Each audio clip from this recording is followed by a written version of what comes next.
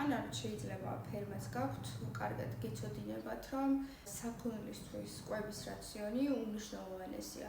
არ აქვს მნიშვნელობა, ვთქვათ, თქვენი მიზანი ძროხის წვალობის გაზრდა თუ წონაში მომატება. გადავწყვიტე ეს ვიდეო ჩამეწერა თქვენთვის, რადგან მინდოდა რომ ესაუბროთ ტრიტიკალეს სილოსზე.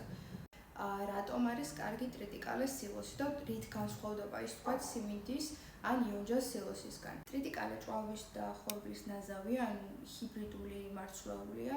ბუნებრივია, ამის დასილოსებაც შესაძლებელია. მიუხედავად იმისა, რომ სიმინდის სილოსისგან განსხვავებით ნაკლები ბოჭკო აქვს, მისი ბოჭკო სწრაფად იშლება მუცელში და ეს ეხმარება ძროხას, რომ მეტი მიირთვას და სწრაფად მოინერვოს.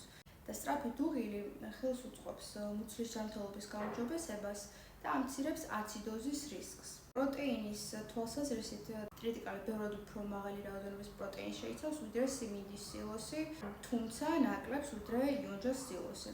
გარდა ამისა არის უნიკალური, ანუ გამოდგება როგორც მერზეული საქონლისთვის, ისე მეხორცული საქონლისთვის. დარწმუნებული ვარ, აზრები მაინც რამდენიმენაირად შეიძლება გაიყოს. ყველაფერი პრაქტიკაზე არის დამოკიდებული ცხადია.